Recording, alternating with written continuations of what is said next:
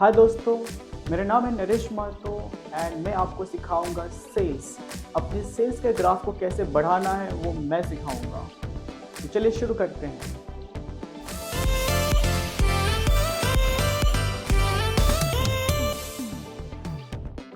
ये वीडियो उन लोगों के लिए है जो बैंकिंग सेक्टर में काम करता है या फिर नॉन बैंकिंग में, बट उनका मेन रोल होता होगा सेल्स करना लाइफ इंश्योरेंस प्रोडक्ट को। अगर आप लाइफ इंश्योरेंस प्रोडक्ट सेल करते हैं तो ये वीडियो आपके लिए है। तो let's start. So as a bank RM, मतलब रिलेशनशिप मैनेजर, आप बहुत मेहनत करते होंगे। आपके पास ढेर सारे प्रोडक्ट होंगे, 10, 15, 20, 25, 30, हो सकता है 40 प्रोडक्ट हो, और आप उसमें बहुत फोकस रहते हैं कि आपको वो सेल करना होता है। आपको बहुत प्रेशर रहता है। I can understand that because मैंने भी उसमें काम किया है। तो प्रेशर तो है, इतने सारे प्रोडक्ट आपको बेचने हैं, सेल तो करने पड़ेंगे, ऊपर से इंसेंटिव भी बनाना है बिकॉज पूरा महीना काम किया और इंसेंटिव नहीं बना तो थोड़ा सा दिल को बुरा लगता है। I can understand that. I think you will be able to relate with me. So क्या करना होता है कि सभी प्रोडक्ट तो बेचने ही है, बट अगर एक life insurance L I product अगर बिक जाए तो सोने पे सुहागा हो जाता है बिकॉज इसमें percentage of income is very very high. You agree with me? May be 50%, 60, 70, 80, whatever be. तो वो आपको एक जंप मिलता है आपके इनकम को अचीव करने में, और जब इनकम अचीव हो पाता है तब इंसेंटिव आपका बनता है। सो वो कैसे किया जा सकता है? अगर आप बैंकिंग प्रोडक्ट से लिख के साथ में अगर आप लाइफ इंश्योरेंस प्रोडक्ट आप सेल करते हैं तो डेफिनेटली आपको थोड़ा एफर्ट तो ज़्यादा डालना पड़ता है बिकॉज बाकी बैंकिंग प्रोडक्ट में एफर्ट थोड़ा अलग तरीके से लगता है, बट से लाइफ इंश्योरेंस प्रोडक्ट में एफर्ट अलग तरीके से लगता है। उसको कैसे हैंडल किया जाए, चलिए मैं बताता हूँ आपको। जैसे आप बाकी प्रोडक्ट को बेचते हैं वैसे लाइफ इंश्योरेंस प्रोडक्ट को बेचा नहीं जा सकता बिकॉज बैंकिंग प्रोडक्ट जैसे पकड़ लीजिए फिक्स डिपॉजिट हो गया या फिर आपका लोन हो गया। मोस्ट इंपॉर्टेंटली लोन, आप लोग लोन बेचते हो तो लोन बेचने के लिए जिसका रिक्वायरमेंट है वो लेता है। आप थोड़ा बहुत उनको थोड़ा सा पुश करते हो, थोड़ा लालच देते हो, थोड़ा बेटर रिटर्न दिखाते हो या फिर इंटरेस्ट रेट कम है वगैरह वगैरह फीचर्स हैं तो ले लेता है। When it comes to life insurance वहाँ पर मतलब it can't be short. Too short तो बिल्कुल नहीं हो सकता, उनको तो समझाने पड़ेंगे because you are selling a life insurance product of let's say 50,000 और 1 लाख रुपीज और more than 1 lakh rupees. You need to put an effort to make him understand that what the value that you are getting. The prospect must understand that what value I am getting. If I am investing a 1 lakh rupees, how much value I am going to get. और जब तक उसको clarity नहीं मिलेगी अच्छे तरीके से वो आपको पैसे नहीं देगा।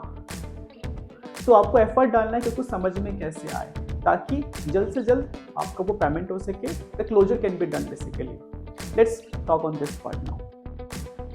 लाइफ इंश्योरेंस प्रोडक्ट अभी के टाइम पे बेचना is not very similar to the how it was done in the past, let's say for example 10-15 years ago. Now abhi kya hai, there are a lot of awareness going on into the market.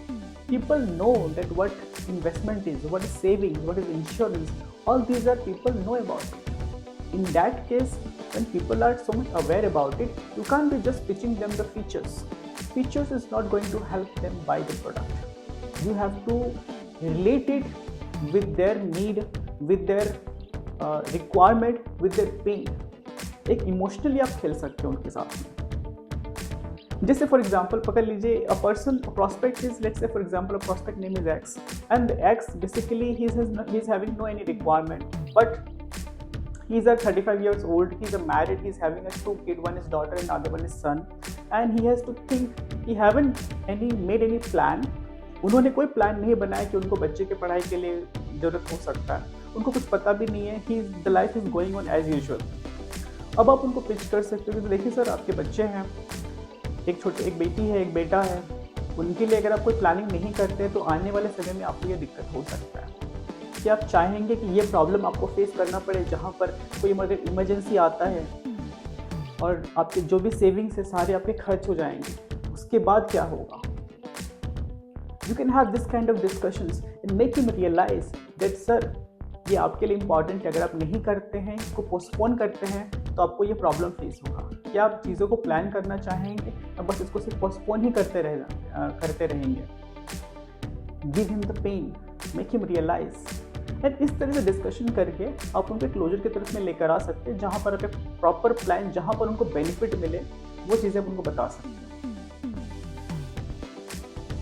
Now next दूसरी बात ये है यहाँ पर कि हो सकता है कि the person is very aware about कि देखो रिटर्न्स तो काफ़ी कम है यार, 4%, 5% या 6%, मैक्स टू मैक्स 8% आप दोगे। Customer is saying like this.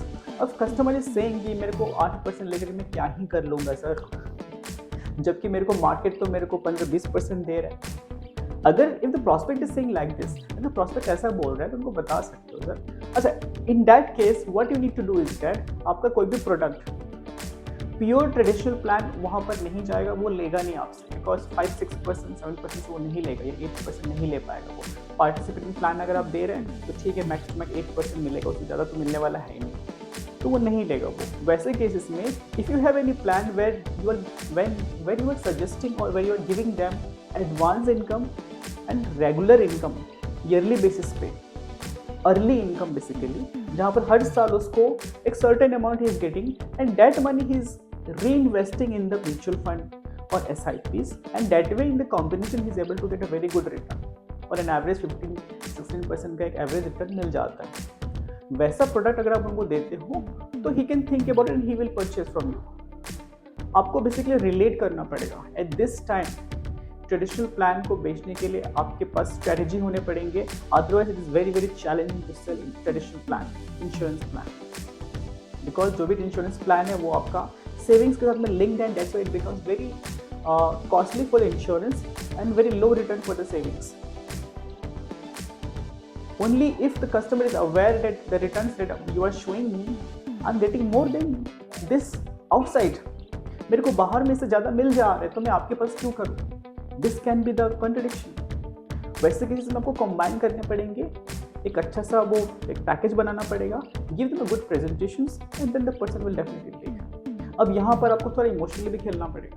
You have to connect this thing with the other areas of his life. Let's say for example he is 35 years old, 2 बच्चे हैं, एक बेटी है एक बेटा है। उनको बता सकते देखिए सर अभी आप इसको बस आपको 10-15 साल आपको चलाने पड़ेंगे, उसके बाद में 20-25 साल में जब इसको आप ड्रॉ करेंगे पैसे तो बड़े पैसे होंगे, उस समय आपकी बेटी का जो उम्र हो जाएगा लेट्स से 20-25 इयर्स हो जाएगा, जब उनकी बेटी उनकी शादी का समय हो जाएगा तो वो शादी के लिए जो पैसे होंगे वो इस पैसे को खर्च करेंगे, तो आपके लिए आसान हो जाएगा सर।